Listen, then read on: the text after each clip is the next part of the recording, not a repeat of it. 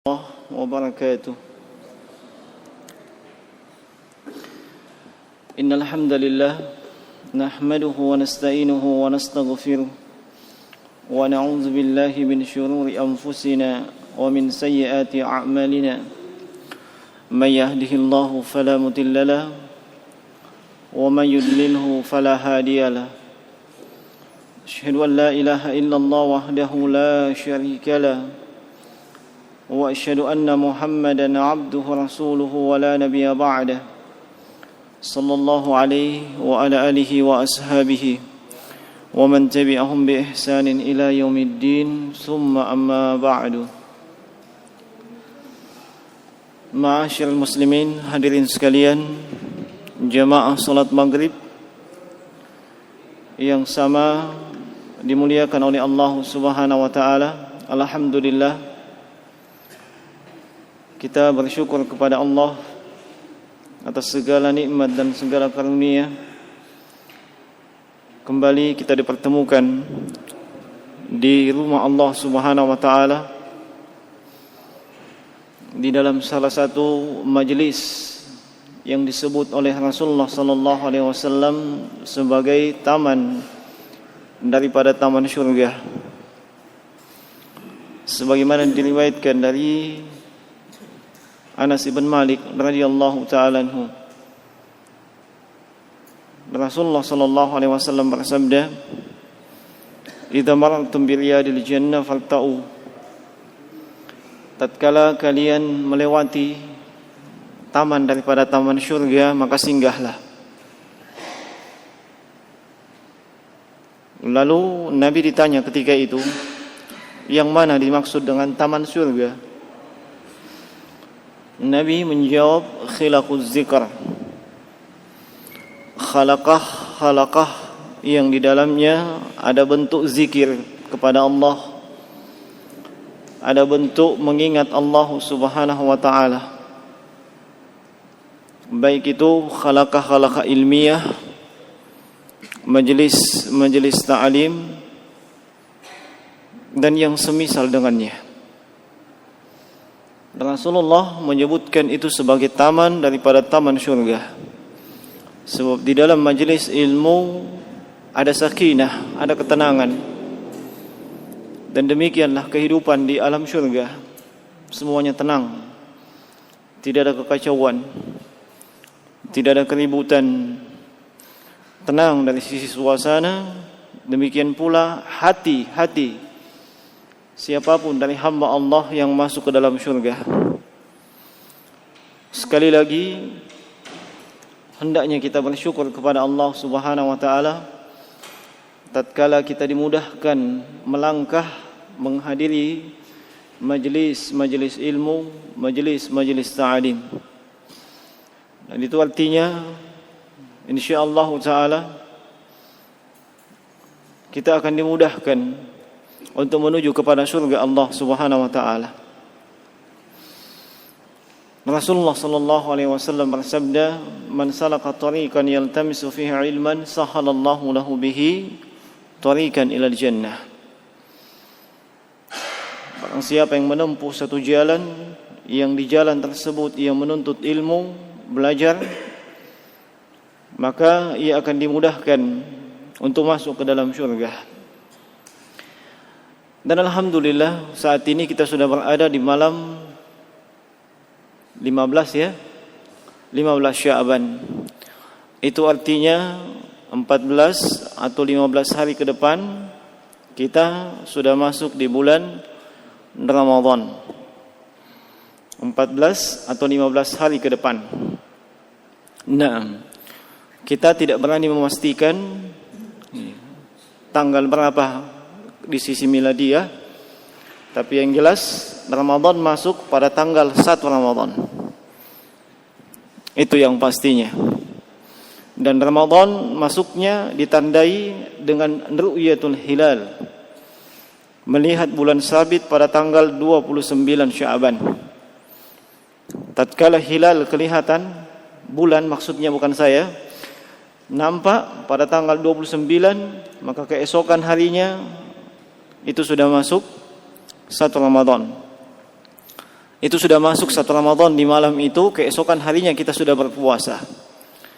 Tatkala tidak kelihatan yang namanya bulan, jangan memaksakan diri.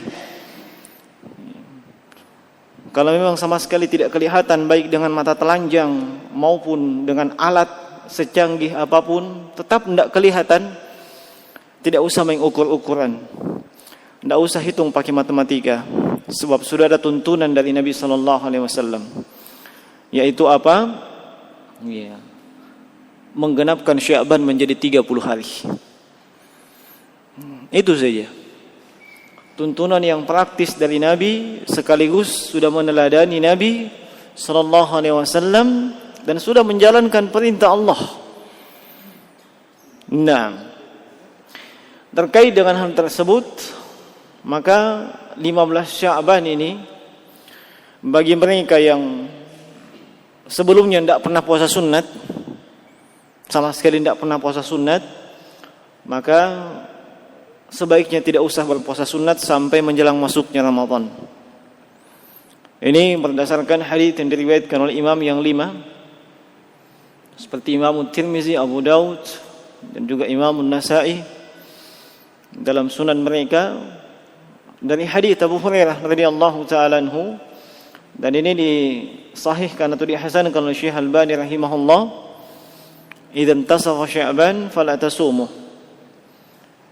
Ketika Sya'ban telah melewati pertengahan, maka janganlah kalian berpuasa. Dan hadis ini disahihkan oleh Syekh Al-Albani rahimahullahu taala. Tinggal bagaimana memadukan dengan hadis yang lainnya. Hadis yang pernah kita sebutkan bahwa Nabi banyak melakukan puasa sunat di bulan Sya'ban.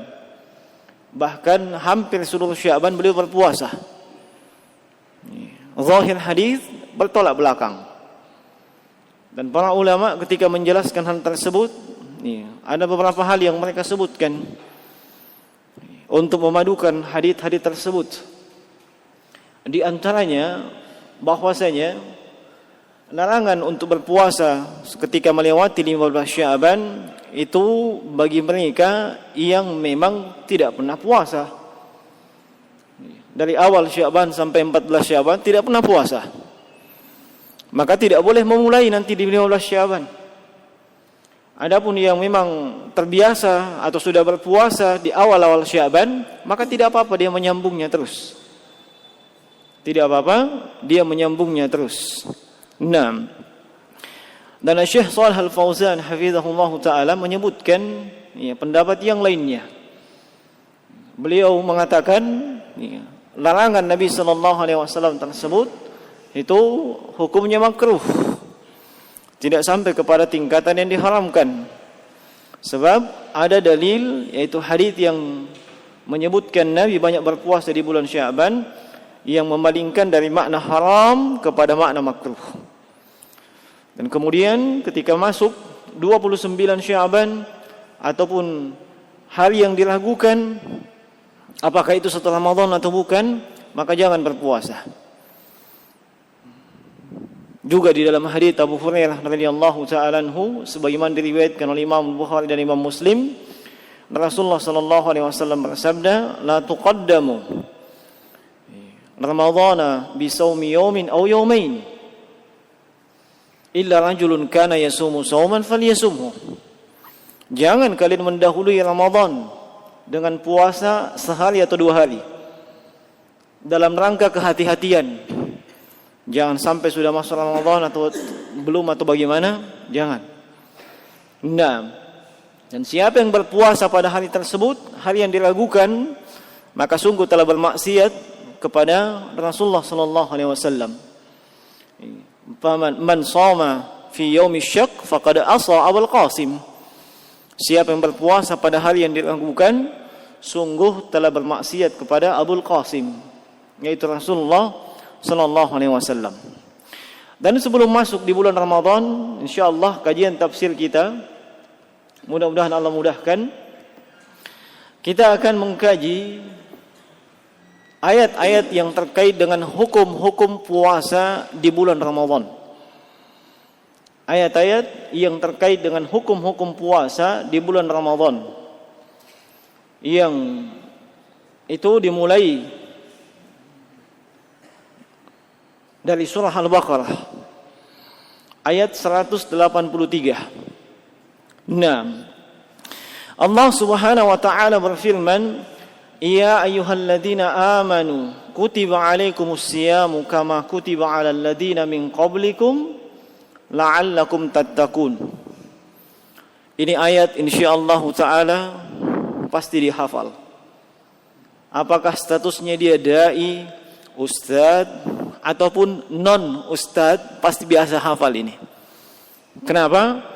Sedemikian seringnya disebutkan. Iya kan? Iya. Ya ayyuhalladzina amanu kutiba alaikumusiyam kama kutiba alal ladzina min qablikum la'allakum tattaqun. Nah, ayat ini dimulai dengan an-nida. Iya, an-nida, panggilan. Iya. Yang munadanya kaum mukminin. Yang dipanggil adalah kaum mukminin. Ya ayyuhalladzina amanu. Dan di dalam Al-Quran kita banyak menjumpai an-nida. Apakah itu panggilan secara umum kepada manusia seperti ya ayuhan nas, ataupun kepada kaum mukminin ya ayyuhalladzina amanu, atau kepada sesuatu yang lebih khusus seperti ya ayyatuhan nafsul mutmainnah. Naam. Dan an-nida, panggilan, ketika disandarkan dengan sebuah hukum, hal itu menunjukkan pentingnya hukum yang disebutkan tersebut, sekaligus menunjukkan perhatian dan ihtimam yang mesti kita curahkan untuk mengetahui hukum yang disebutkan. Di dalam tafsirnya, Syekh Muhammad bin Shalih Al-Utsaimin rahimahullahu taala menyebutkan, tasdirul hukmi bin nidai dalilun alal ihtimami bih. Ketika suatu hukum, ini kan hukum puasa, suatu hukum disandarkan, dikaitkan dengan an-nida, panggilan, itu menunjukkan sangat penting yang disebutkan itu. Nah, dan disifatinya yang munada atau yang dipanggil dengan amanu, menunjukkan bahwasanya ketentuan hukum atau amalan yang ada di balik ketentuan hukum tersebut merupakan konsekuensi dari keimanan. Merupakan konsekuensi dari keimanan. Siapa yang tidak melaksanakannya, maka itu dipertanyakan keimanannya. Itu dipertanyakan keimanannya. Nah, Allah Subhanahu wa taala berfirman, kutiba. Ini yang pernah belajar bahasa Arab, ini namanya fi'il apa? Fi'il majhul. Ahsantum. Nah, biasanya kalau fi'il majhul, itu butuh naibul fa'il. Kan begitu. Kalau fi'il yang ma'ruf, ada maf'ulnya. Nah, adapun yang majhul dia butuh maf'ul. Nah, dan biasanya itu naibul fa'il. Kutiba alaikumus siyamu.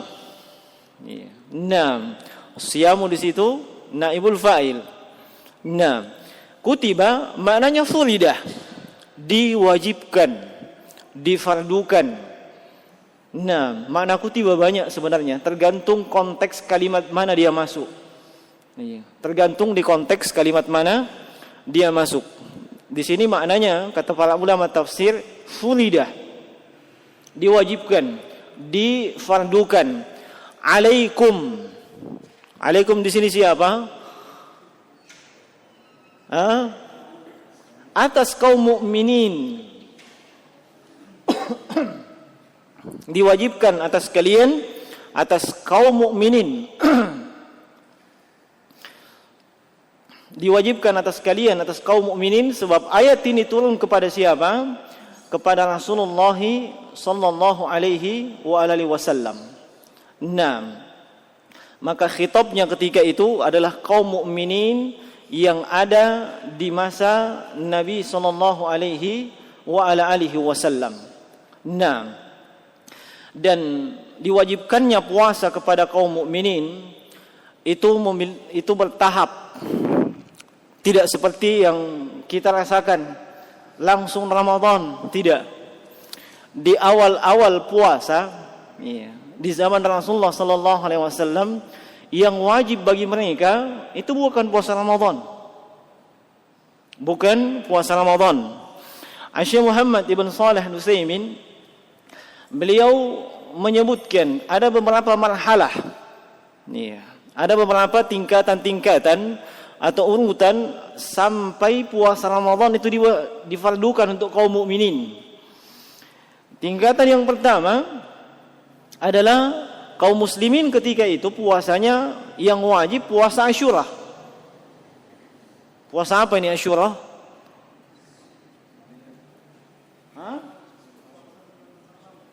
Tanggal 10 Muharram. Nah, Nabi tiba di kota Madinah. Kaum Yahudi ketika itu juga ikut berpuasa. Alasannya apa? Mengenang dan menghormati Nabiullah Musa alaihi salatu wassalam yang Allah selamatkan dari siapa? Dari Fir'aun. Nah, maka kata Nabi, "Fanahnu ahaqqu bi Musa minkum." Kami lebih berhak untuk memuliakan Nabi Musa dari kalian. Maka Nabi sallallahu alaihi wasallam memerintahkan puasa pada hari Asyura dan beliau juga berpuasa. Dan kelengkapan hadis tersebut adalah beliau seandainya beliau hidup di tahun yang akan datang, beliau akan berpuasa juga pada tanggal 9-nya. Itu untuk apa? Sekedar supaya tidak sama dengan kaum Yahudi. Nah, ini awal-awal wajibnya puasa di tengah kaum mukminin. Puasa Asyura. Kemudian tingkatan yang kedua, kaum mukminin diperintahkan berpuasa tapi alat takhir. Maksudnya boleh memilih. Boleh memilih puasa atau tidak puasa. Yang tidak berpuasa silahkan fidyatun ta'amu miskin. Itu awalnya. Nah, fidyatun ta'amu miskin itu awal-awal yang tidak mau puasa. Sebab wa 'alal ladzina yutiqunahu fidyatun ta'amu miskin. Wa 'alal ladzina yutiquna, mereka yang tidak mampu. Ketidakmampuan tersebut disebutkan secara mutlak. Siapa saja yang merasa tidak mampu boleh tidak berpuasa. Dia merasa dirinya tidak mampu boleh tidak berpuasa, tapi dia memberikan setiap hari yang ditinggalkan makanan kepada fakir miskin. Itu tingkatan yang kedua ketika itu. Sehingga ada kaum muslimin yang puasa, ada yang tidak. Nah, tingkatan yang berikutnya sudah menjadi fardu ain. Ayat yang wa 'alal ladzina yutiqunahu itu kemudian dikhususkan kepada mereka yang tidak memiliki kemampuan secara khusus. Seperti musafir, sakit, kemudian orang tua yang sudah uzur, wanita haid dan wanita nifas dan seterusnya. Nah, itu tingkatan-tingkatannya. Tidak langsung puasanya seperti kita saat ini. Dan Syekh Muhammad bin Shalih Al-Utsaimin rahimahullahu taala menjelaskan hikmahnya. Kenapa? Sebab ibadah puasa ini bukan ibadah ringan. Bukan ibadah yang ringan. Ibadah yang berat. Sesuatu yang berat untuk manusia, kata beliau, uslub Al-Qur'an biasanya bertahap. Biasanya bertahap itu. Sebagaimana pengharaman khamar, pengharaman minuman keras, itu kan bertahap, tidak langsung. Kenapa? Sudah memasyarakat yang namanya minuman khamar ketika itu. Maka untuk menghilangkannya, uslub dalam Al-Quran itu punya tahapan-tahapan, tidak langsung. Demikian pula dengan ibadah yang sulit dan berat seperti puasa, ada tahapan-tahapannya. Nah, sehingga akhirnya kewajiban berpuasa sampai dengan saat ini menjadi fardu ain. Dan ini disepakati oleh para ulama tanpa ada silang pendapat di kalangan mereka. Itu berdasarkan Al-Quran, As-Sunnah, dan Ijma'. Dan berpuasa di bulan Ramadan termasuk salah satu daripada rukun Islam.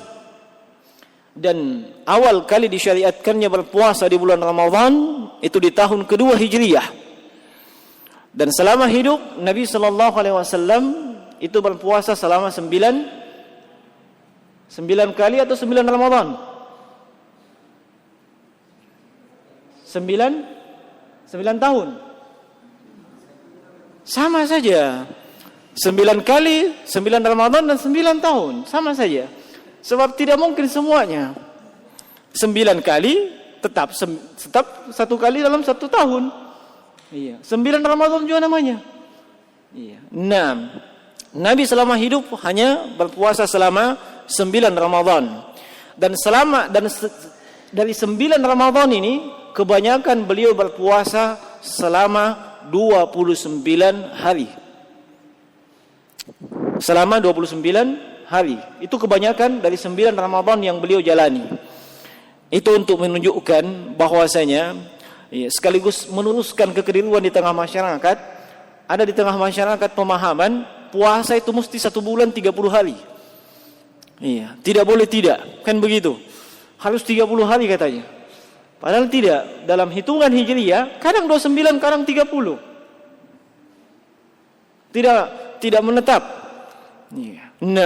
Kadang 29, kadang 30. Kalau dapat 29, 29 lagi. Tapi tidak mungkin dapat puasa 31 hari. Tidak ada itu ceritanya. Dan tidak ada ceritanya puasa ada 28 hari. Tidak ada ceritanya itu. Kutiba alaikumus siyam. As-siyam dari sisi bahasa itu bermakna imsak. Tahu artinya imsak? Siapa yang suka itu mengumumkan imsak-imsak? Mana apa artinya itu imsak yang dia sampaikan? Waktu imsak. Waktu apa itu imsak? Menahan. Waktu menahan. Kadang yang dia sampaikan tidak tahu apa artinya. Puasa dari sisi bahasa menahan. Dan dari sisi bahasa inilah maknanya umum. Bisa menahan apa saja. Kalau di dalam Al-Quran disebutkan puasanya siapa? Maryam. Ketika bernazar kepada Allah dalam surah Maryam ayat 62. Inni nazartu lirrahmani sauman falan ukallimal yawma insiya. Saya bernazar kepada Allah untuk berpuasa. Puasanya dengan apa? Dengan tidak berbicara. Semua yang menahan itu puasa namanya dari sisi bahasa. Termasuk menahan buang angin. Wah, itu imsak. Dari sisi bahasa. Ini penting ditekankan supaya orang tahu membedakan.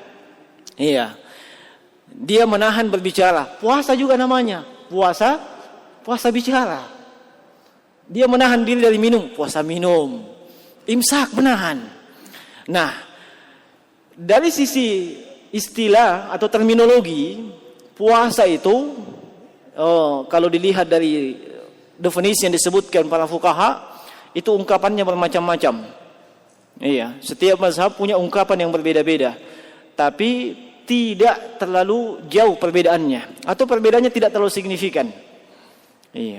Seperti yang disebutkan oleh Syekh Shalih Al-Fauzan yang saya pilih, beliau mengatakan yang namanya puasa secara syar'i adalah al-imsak anil muftirat al-hissiyah wal ma'nawiyah min tulu'il fajr ila ghurubis syams ta'abbudan lillah. Itu yang saya ingat. Beliau mengatakan puasa dari sisi terminologi imsak. Imsak lagi ya. Menahan. Menahan dari apa? Al-muftirat. Semua yang membatalkan. Baik itu hissiyah maupun ma'nawiyah. Hissiyah, makan, minum, dan berhubungan suami istri. Ma'nawiyah, kata beliau, seperti dusta, namimah, ghibah, dosa. Itu menurut beliau. Sebab memang ada dalam hadis ya. Man lam yada' qaula az-zur wal 'amalu bihi falaysa lillahi haja fi ayyada ta'amahu wa syarabahu. Siapa yang tidak bisa meninggalkan qaula az-zur, ucapan yang zur, wal jahil, wal kadhib, termasuk kedustaan, maka Allah tidak punya kebutuhan untuk menerima puasanya. Kapan mulainya puasa? Min tulu'il fajar. Mulai terbitnya fajar. Dan terbitnya fajar itu masuknya waktu subuh. Di situ waktu imsak yang paling tepat. Adapun 5 menit, berapa menit biasakah? 10 ya? 10. Iya, saya tahu, enggak pernah kuhitung saya. 10 menit sebelum terbitnya fajar. Misalnya subuh jam 4.55. Maka diumumkan imsak 4.45. Ini belum waktunya orang menahan, dia sudah menahan. Belum waktunya dia puasa, sudah puasa. Padahal semua ibadah di antara persyaratannya nanti dianggap sah ketika masuk waktu. Sekaligus itu menunjukkan mereka sudah mengharamkan sesuatu pada saat sesuatu itu masih dihalalkan. Itu 10 menit itu, jangan pandang enteng. Betul, luar biasa. Kalau anak muda, tidak terlalu saya perhatikan, Ji. Itu Ji, yang sudah berkeluarga, apalagi yang lebih dari 2 istrinya, 10 menit itu, quality time. Nah, saya nggak tahu. Waktu yang sangat berkualitas. 5 menit itu, 5 menit mandi. Subhanallah. Itu perhitungan saya saja ya. Kalau perhitungan anunya kembali kepada kita masing-masing. Belum waktunya diharamkan, dia sudah haramkan. Masih sempat, pokoknya antum tahulah. Nabi SAW saja pas azan subuh, beliau yudrikul fajar wa huwa junubun min ahli. Masuk waktu subuh, beliau masih dalam keadaan junub. Bayangkan itu. Bayangkan itu Nabi SAW. Beliau masuk waktu subuh, beliau masih dalam keadaan junub. Lalu setelah itu beliau mandi dan melanjutkan puasanya. Itu semua menegaskan bahwa waktu mulai puasa terbitnya fajar. Tinggal bagaimana menentukan terbitnya fajar. Sebab umumnya kita menggunakan jam. Di Palopo ini saja, itu azan subuh, subhanallah. Azan subuh jam 4 sekian. Sebentar ada lagi azan subuh. Sebentar ada lagi azan subuh. Ya, mana mau diikuti? Bingung kan? Bagaimana Pak Imam? Yang paling terakhir. Nah, terus azan maghrib yang paling cepat. Luar biasa. Nah, seorang muslim sebaiknya tidak terlalu, itu jam itu pendekatan saja, bukan sesuatu yang mutlak. Yang mutlak itu adalah apa yang jadi tuntunan Nabi SAW. Terbitnya fajar itu ketika di ufuk sudah mulai ada cahaya yang membentang full. Setelahnya tidak lagi gelap. Tapi kalau ada cahaya yang tidak full membentang, sebentar itu akan gelap lagi. Itu namanya fajar kadzib. Tapi kalau sudah membentang, terang setelahnya, itu sudah fajar shadiq. Itu waktunya masuk subuh. Jadi lihat saja keluar. Kecuali kalau memang mendung, ya, itu dikondisikan. Nah, hanya saya tidak sepakat kalau dicari yang mana yang paling lambat azan. Nah, sebab kadang jam di masjid itu kan beda-beda. Ada yang pakai baterai biasa, ada yang pakai alkalin, ya kan? Mungkin ada yang pakai aki. Iya. Itu yang baterai biasa, weh. Kalau jam digital begini, dalam seminggu itu sampai 5 menit cepatnya. Jam digital begini. Iya. Nah, itu yang yang terkait dengan masalah jam. Iya. Maka hendaknya seorang berhati-hati. Iya, hendaknya seseorang berhati-hati. Iya. Kemudian min tulu'il fajr ila ghurubi syams, sampai terbenamnya matahari. Terbenamnya matahari itu ditandai dengan masuknya waktu maghrib. Tandai dengan masuknya waktu maghrib. Nah, matahari sudah terbenam, itu masuknya waktu maghrib. Nah, ada nanti ayatnya, summa atimmus siyama ilal lail. Iya. Dan sempurnakanlah puasa sampai malam. Iya. Dan awal malam itulah masuknya waktu maghrib. Min tulu'il fajr ila ghurubi syams. Ta'abbudan lillah. Ini yang sangat penting definisi puasa. Dia menahan makan, minum, berhubungan, iya, mulai terbitnya fajar sampai terbenamnya matahari, niatnya apa? Ini yang sangat penting dan ini sangat ditekankan oleh Syekh Shalih Fauzan hafizahullah. Kenapa? Sebab ada orang berpuasa, kenapa dia berpuasa? Memang kebiasaannya tiap tahun puasa. Kenapa dia puasa? Satu rumah ini puasa semua, masa dia tidak puasa? Nah, niat itu sangat menentukan sebuah ibadah. Apa alasan, tendensi niatan dia berpuasa? Maka hendaknya diperhatikan niatannya ta'abbudan lillah, dalam rangka untuk beribadah kepada Allah. Ada juga orang berpuasa kenapa? Sakit. Iya, dia sakit, dikasih, ya, ketemu dengan seorang dai, sampaikan sumu tasihu.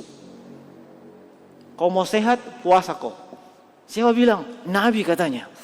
Masya Allah. Memang ada itu sumu tasihu, tapi itu haditsnya tidak jelas.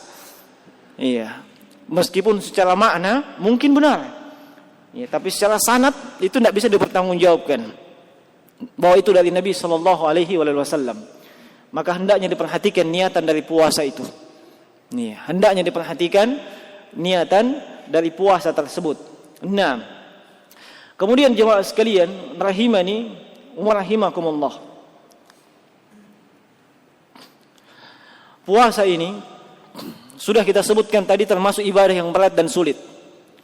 Dan hikmah Allah Subhanahu wa taala menjadikan berbagai ibadah itu berjenis-jenis. Ada yang mengeluarkan sesuatu yang dicintai, ada juga yang menahan dari sesuatu yang dicintai. Ada pula ibadah yang di dalamnya ada ta'ab, keletihan, ada juga masyaqqah, kesulitan dan seterusnya. Itu hikmahnya apa? Untuk diketahui siapa yang betul-betul beriman, siapa yang betul-betul beribadah kepada Allah, dan siapa yang beribadah kepada hawa nafsunya. Nah, khusus terkait dengan ibadah puasa, sejumlah ulama telah menyebutkan hikmah di balik ibadah puasa tersebut. Ya. Di antara hikmah di balik ibadah puasa tersebut, sebagaimana yang disebutkan oleh Syekh Muhammad Ibn Shalih Al-Utsaimin rahimahullahu taala, di antaranya kata beliau adalah ma'rifatu qadri ni'matallahi 'alal ibad bitanawuli ma yashtahihi minal aqli wasyurbi wan nikahi lianna qadran ni'ami la yu'rafu illa bididdiha kama qil wa bididdiha tatabayyanul asya'. Di antara hikmah puasa, bahwasanya dengan puasa kita mengetahui nilai kadar nikmat Allah yang terdapat pada diri kita. Kita puasa kan tidak makan, tidak minum. Biasanya nanti kita tahu betapa tingginya nilai dari sebuah nikmat ketika kita kehilangan nikmat tersebut. Nikmat kesehatan, saat ini kita sehat. Kadang kita tidak syukuri. Mungkin lisan mensyukuri. Hati juga mengaku itu dari Allah. Tapi kita tidak pergunakan nikmat kesehatan dengan sebaik-baiknya. Ada yang mengkonsumsi makanan yang bisa merusak kesehatan, seperti mengandung melamin dan seterusnya. Iya. Dan yang lain-lain. Nanti ketahuan nilai dari sebuah nikmat ketika kehilangan nikmat tersebut. Ketika itu sakit, ternyata luar biasa. Nikmat kesehatan gratis, tapi ketika sakit, untuk mendapatkan kesehatan kembali tidak gratis. Selama ini kita makan, minum 2 kali, 3 kali sehari. Tidak pernah kita kekurangan. Kan begitu? Bahkan kelebihan yang ada. Kapan kita ketahui itu nikmat makanan dan minuman? Ketika kita kehilangan makanan dan minuman. Ketika kita tidak menikmati nikmat makanan dan minuman. Di saat kita berpuasa, di situ kita merasakan ternyata begitu besar dampaknya makanan dan minuman. Termasuk selama 11 bulan kita sering bersama dengan istri, iya kan? Nah, kapan kita rasakan menderita? Ya ketika puasa. Ternyata itu nikmat yang satu itu ketika hilang, luar biasa menderitanya laki-laki. Nah, sehingga dengan puasa itu kita mengetahui ternyata nikmat Allah Subhanahu wa taala itu begitu bernilai dan begitu tinggi. Nah, kemudian di antara hikmah yang disebutkan oleh beliau, ta'widun nafsi 'ala sabri wat tahammul hatta la yakuna al-insanu musrifan. Nah, fa innal insana qad ya'tihi yawma yaju'u fihi.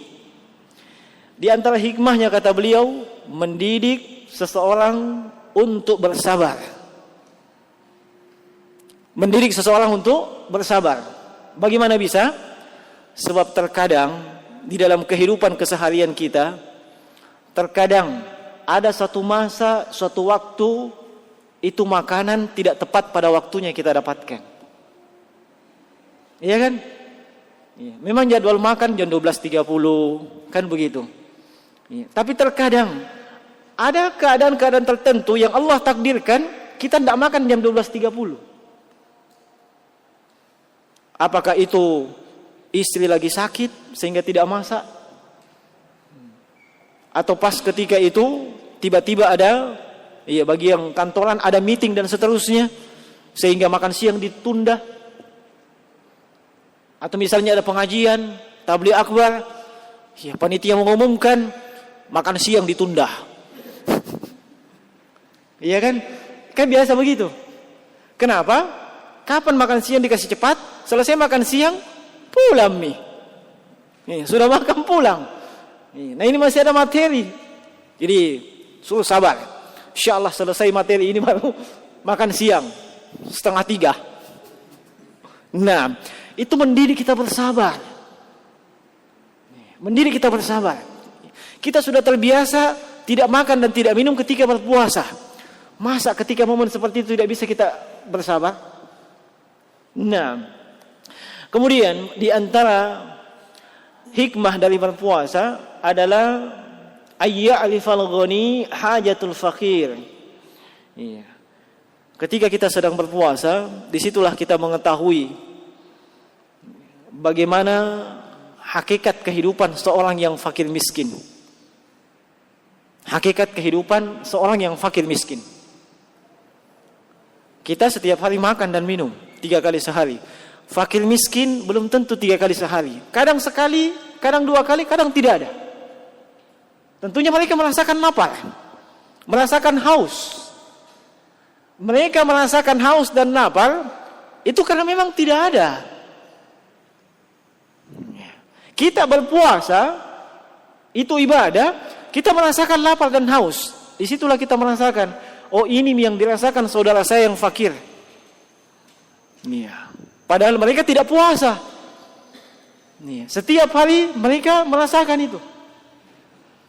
Dan itu akan mentargib kita untuk lebih memperhatikan saudara kita yang berada di garis kemiskinan ataupun yang dibawanya garis kemiskinan. Nah, memotivasi kita. Sebab kita sudah merasakan bagaimana pedihnya ketika tidak makan dan tidak minum. Dan di antara hikmahnya jemaah sekalian dengan berpuasa ini, itu mempersempit celah jalannya syaitan di dalam aliran darah kita. Sebagaimana sabda Nabi sallallahu alaihi wasallam, "Inna syaitan yajri." Iya. Inna syaitana yajri min ibni Adam majrad dam. Syaitan itu mengalir dalam tubuh, dalam darah anak cucu Adam mengikuti aliran darah. Iya. Semakin banyak makan, semakin banyak minum, semakin banyak dikonsumsi, iya, itu kan semakin kuat yang namanya syahwat. Apalagi kalau dikipas-kipas sama syaitan. Kan begitu. Makanya mereka yang punya syahwat yang tinggi, masih anak muda, tapi tidak ada kemampuan, disuruh apa? Disuruh puasa. Disuruh menikah dulu kalau punya kemampuan. Kalau tidak punya kemampuan, puasa kok. Sebab itu meledakkan syahwat, meledakkan hawa nafsu. Kalau masih tidak punya kemampuan, puasa kok lagi. Mau diapa? Nah, ini hikmah yang disebutkan oleh para ulama.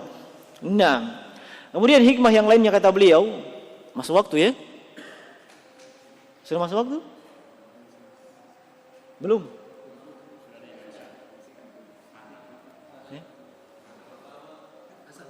Sudah ada yang azan? Baik. Ya, sampai situ saja hikmahnya. Ada di sini sampai 9 Syekh Utsaimin disebutkan. Yang mau baca lebih lengkap itu di penjelasan beliau terhadap Bulughul Maram atau disebut dengan Fathu Zil Jalali wal Ikram. Beliau menyebutkan banyak hikmah puasa di situ. Dan guru beliau Syekh Abdul Rahman Nasir As-Sa'di, ahli tafsir, itu juga menyebutkan beberapa hikmah ketika beliau menafsirkan ayat ini. Dan itu insyaallah kita akan sebutkan ya di pertemuan berikutnya. Baik, ada pertanyaan silahkan.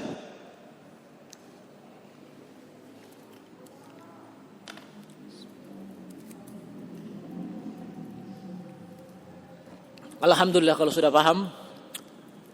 Nah, sekiranya cukup. Demikian yang benar datang dari sisi Allah Subhanahu wa taala, yang keliru itu datang dari kami. Mohon maaf atas segala kekurangan. Subhanakallahumma bihamdika nasyhadu an la ilaha illa anta astaghfiruka wa atubu ilaik. Assalamualaikum warahmatullahi wabarakatuh.